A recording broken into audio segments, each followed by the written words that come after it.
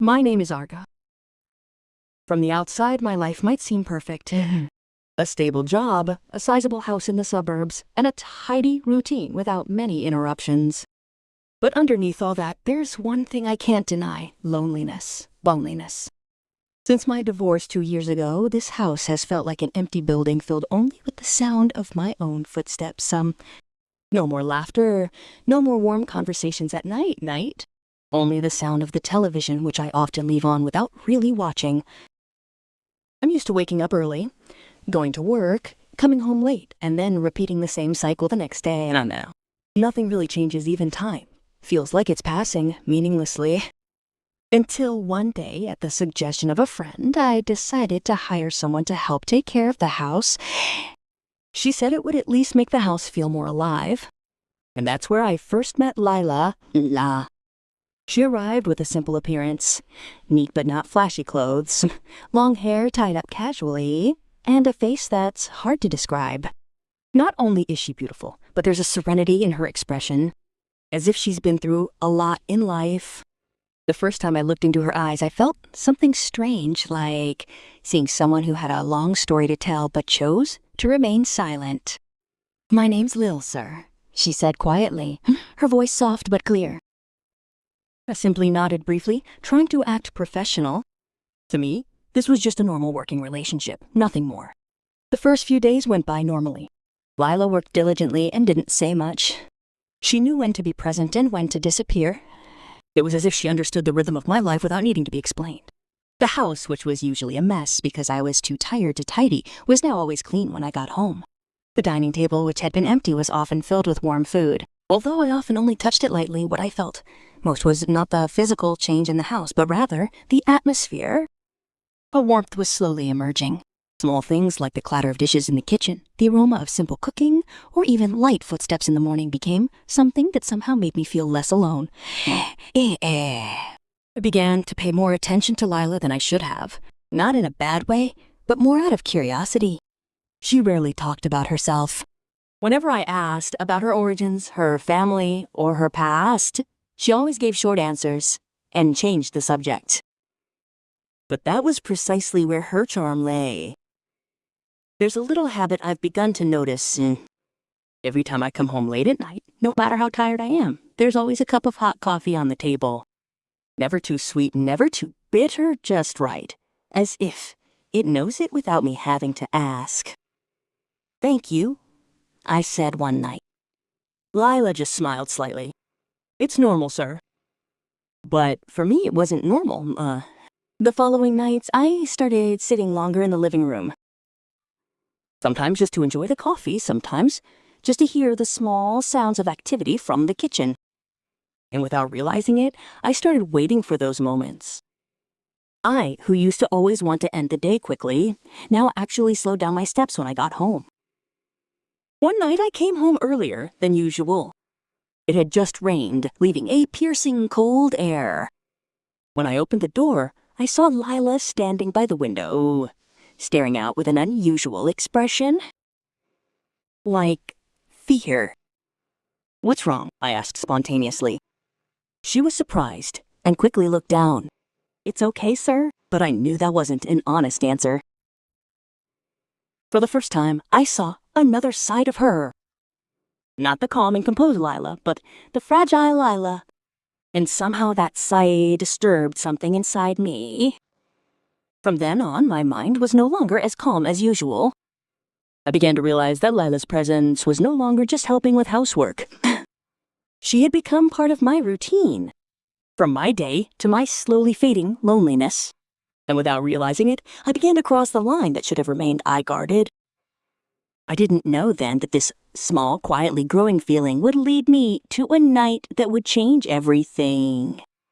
The night I made a decision I thought was simple, but it turned out to be the beginning of a big secret that had been hidden all this time.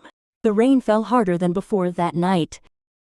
It was as if the sky was pouring out something it could no longer hold back. The wind occasionally hit the windows, creating a rattling sound that made the house feel quieter than usual. I sat in the living room with a cup of coffee in hand, but my thoughts weren't really on that. Ever since I saw Lila's expression that afternoon, an anxiety had been bothering me. And sure enough, a few moments later I heard hurried footsteps coming from the kitchen. Unlike the usual light and calm steps, they sounded panicked. I turned, and there Lila stood, her face pale. Her eyes looked anxious and even a little teary. "Hello, sir." Her voice was soft, almost drowned out by the sound of the rain. I immediately stood up. "What's wrong?" She hesitated for a moment, as if considering whether to speak or not.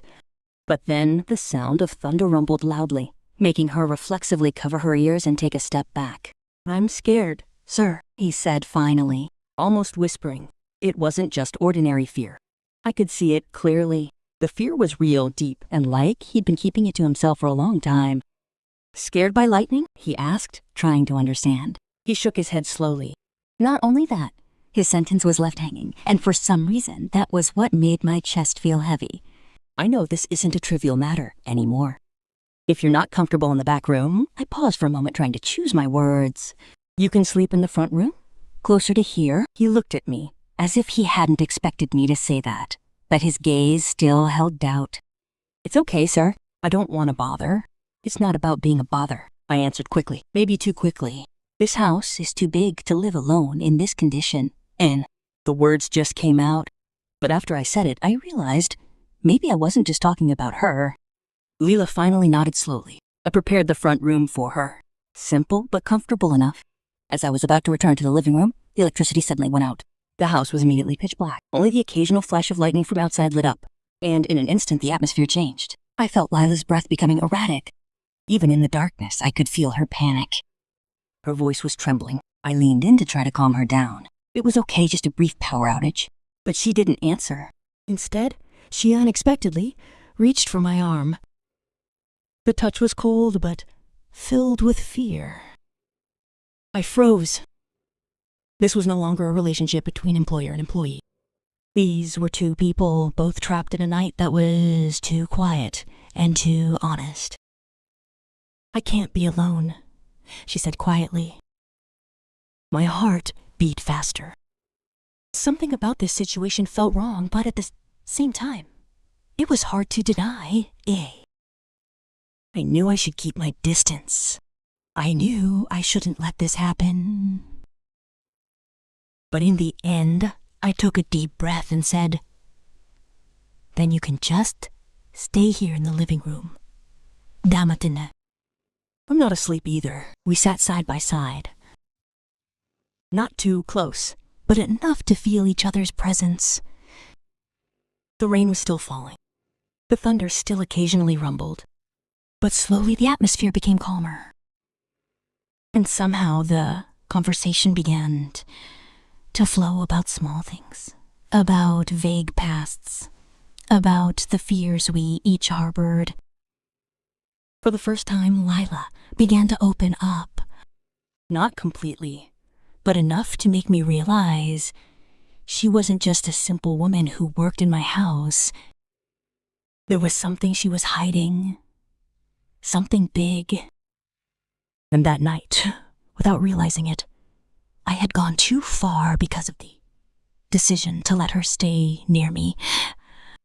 Not only did it change our relationship, but it also opened the door to problems I had never imagined before. Since that night, something had changed between us. Something invisible, but felt so real. The house was still the same. The routine still went as usual. But the atmosphere inside was no longer neutral. Lila had become quieter. Not the quiet that had always been calm and controlled, but a quiet that seemed to be hiding something heavy. She still doing her job well, still preparing coffee as usual, still smiling a little every time I spoke. But that smile felt forced now, and I felt even more uneasy. Every time I saw her, the image of that night kept replaying in my head.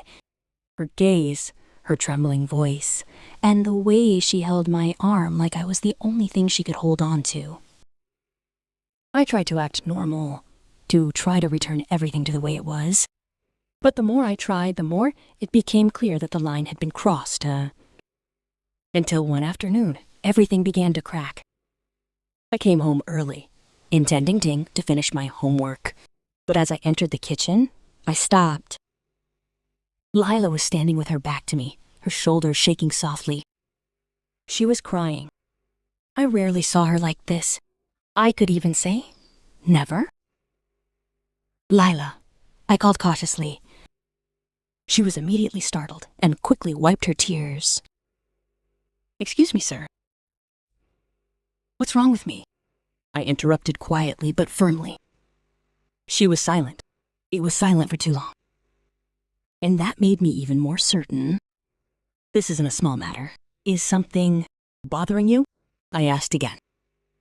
She shook her head, but this time it was too quick, unconvincing. I stepped closer. If there's a problem, you can tell me you're not alone here. The words came out of nowhere, but as soon as they were spoken, I realized they had a deeper meaning than I expected. Lila lowered her head, her hands clenched into fists as if holding back something that wanted to come out. I can't, sir, he said softly. His tone made my chest feel tight. From then on, I started to notice more little things that I had previously ignored. His phone that often rang and then quickly hung up. His anxious gaze every time a vehicle stopped in front of the house. And several times, I saw him peeking from behind the curtains, as if to confirm something. This wasn't ordinary fear. It was like he was being chase-test. The climax came 2 days later. That night, I was sitting alone when there was a knock on the front door. It was soft but clear enough to make me stand.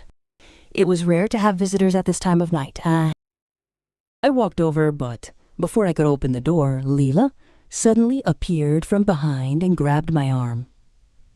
"Don't open it, sir," she whispered quickly. I turned. Her face was pale, much paler than that rainy night. Why? She didn't answer right away, but from the way her hands shook, I knew she recognized whoever was behind the door. Yes. The knock came again. This time, louder. "Lila," I said softly but firmly. "Who's outside?" She looked at me, and for the first time I saw the fear that was truly deep inside her. His eyes. The man's voice was barely audible. He mustn't know I was here. The world seemed to stop for a moment. All the little pieces that had felt strange all this time suddenly began to fall into place, and I, who had initially only wanted to help someone through a difficult night, was now caught up in something much bigger.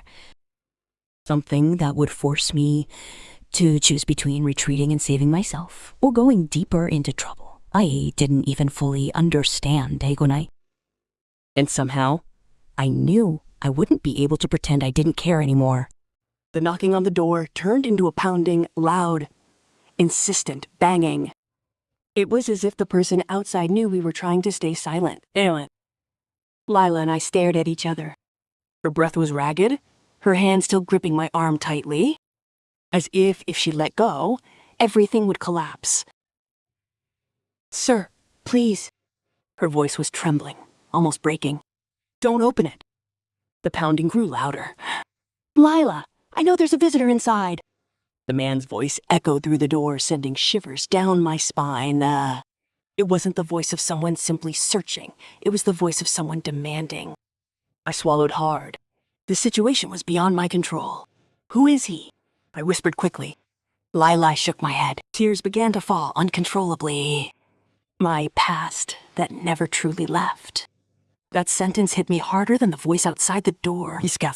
The banging sounded again, this time as accompanied by a kick that made the doorknob vibrate. I didn't have much time. The choice came so quickly. Too quickly. I could open the door, give it all up, and end this now. Or I could protect her, at a risk I couldn't even imagine. I looked at Lila for the first time, seeing her truly helpless. And in that moment, I knew my answer. "Go into the room, lock it from the inside. Don't come out no matter what," I said firmly. "But sir, trust me." He hesitated, but finally nodded and ran inside, leaving me alone, facing the voice at the door.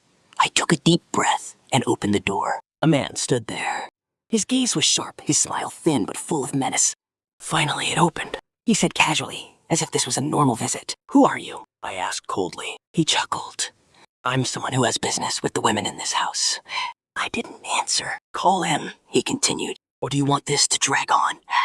"What do you want?" He leaned in a little closer. "Just enough for me to smell the scent of cigarettes and something unpleasant." "She has something that isn't hers," he said quietly. "And I just want to take it back the right way." His tone made me sure there was no good way in all this. "I don't know what you're talking about," I answered firmly. His natural expression changed. His smile disappeared. "Don't play the hero," he hissed. You don't know who she really is. The words cut deep. For a moment, I hesitated. What if all this was true? What if Lila was hiding something far darker than I imagined? But then I remembered his gaze that night. His fear. His trembling hands. No, it wasn't an act. "I don't care," I said. "She won't come out." There was a moment of silence. Then he smiled again. This time colder. "Okay," he said, backing away slowly. "Then we'll see how long you can protect her." He left. But strangely enough, that made me even more uneasy. Because the real threat wasn't the one that came with anger, but the one that left with a smile. I closed the door slowly. My body felt I was weak, but my thoughts were spinning faster. This wasn't over. In fact, it had only just begun. And for the first time, I realized something that made my chest feel heavy. All my efforts to protect Lila might never be enough. And if I made the slightest misstep, I could lose everything. The night wasn't truly over. After he left, the atmosphere in the house felt even more tense than before. The silence wasn't soothing, but oppressive. It was as if something was lurking behind every corner. I stood for a long time in front of the door, trying to make sure he was really gone. But my gut told me otherwise. Someone like him wouldn't just stop like that, sir. "Sir?" Lila's voice came softly from inside the room. I turned and walked over. When the door opened, she looked at me with worry in her eyes. "He's gone?" Lila asked. "For now," I answered honestly. "But he'll be back." Lila looked down, her scent dropping. It was as if the small hope that had arisen had now crumbled again. "I don't want you to get involved any further," she said quietly. "This is all my fault. I have to solve this." I shook my head. "The problem now isn't just about you. He's already come to this house. That means he's also threatening my life." She fell silent. I took a deep breath. "You've run from all this, Lila. If we keep running away, he'll keep chasing. Then what should I do?" Her voice almost broke. For the first time, I saw her truly lost. And that's where I made a decision that changed everything. "Let's face it," I said firmly. Lila looked up. "Face it. Whatever he wants, whatever you're hiding, we'll solve it. We'll solve it. But not with fear." She looked hesitant. Very hesitant. But this time, I didn't give her any room to back down. "You have to be honest with me now," I continued. "What really happened?" There was silence for a few seconds. Then finally, Lila began to speak. She told me about her past, about the man who had been a part of her life, about the mistakes she had made out of necessity, and about something that now became the reason he continued to pursue her. Not just money, not just revenge, but evidence. Something that could destroy her life if it fell into the wrong hands.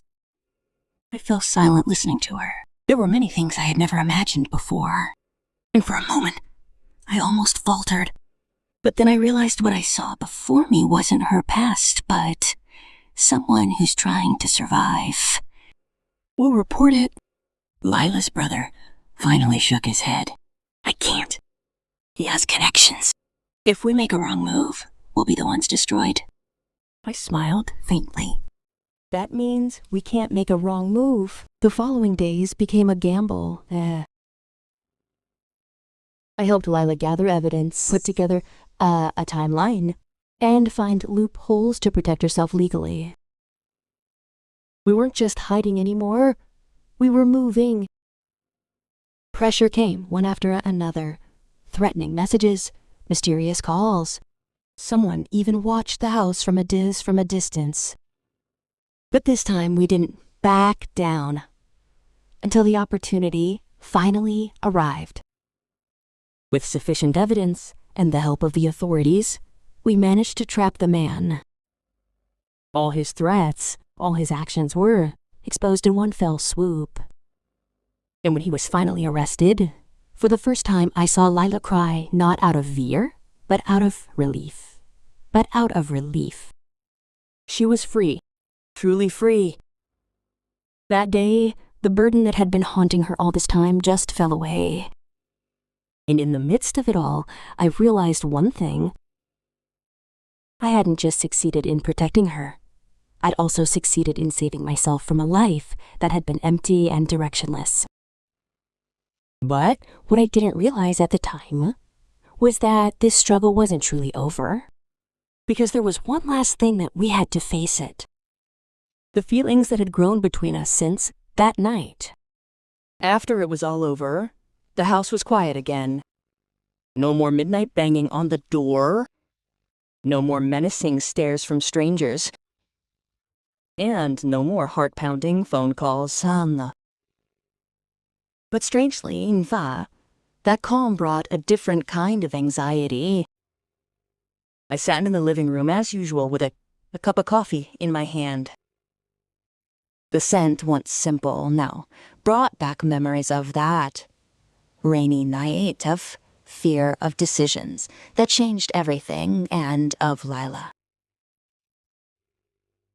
She was still in this house, still doing the little things I once saw as mundane. Souping, cooking, making coffee.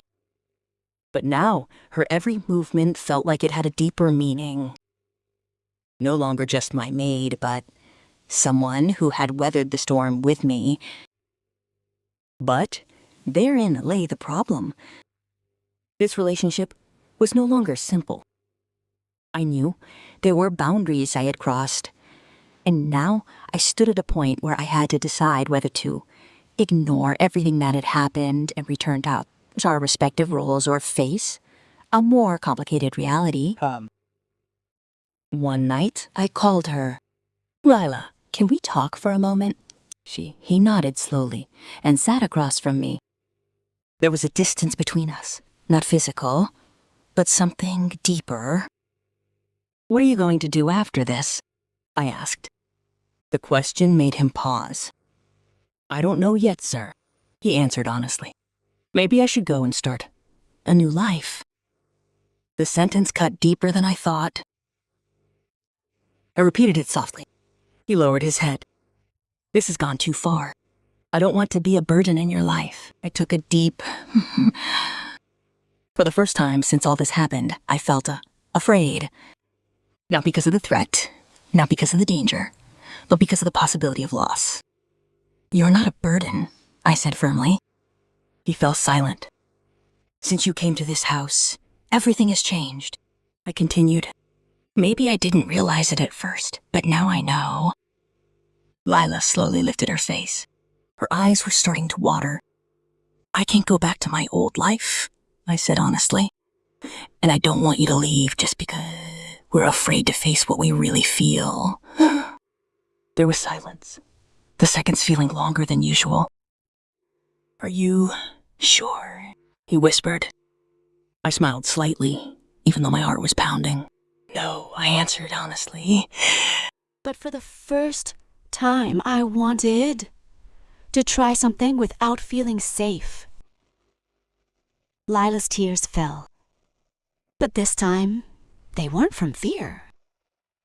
She slowly nodded.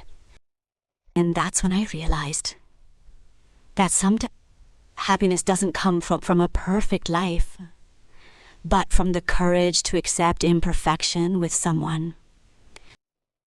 The days that followed weren't always easy. We had to relearn boundaries, about trust, and about building something healthy from an unusual beginning in TBA. But one thing was for sure, we were no longer alone, Sipuan. Now, every night no longer felt lonely. Not because of voices or physical presence alone, but because a mutual understanding was slowly growing to replace the once deep emptiness. And when I think back to that night, the night I thought was the biggest mistake of my life, I actually see it as a turning point. Because from that mistake I learned one important thing: that life isn't always about right or wrong, but about choices and to take responsibility for them. And that night, I did make a choice that changed everything. And for the first time in a long time, I don't regret it.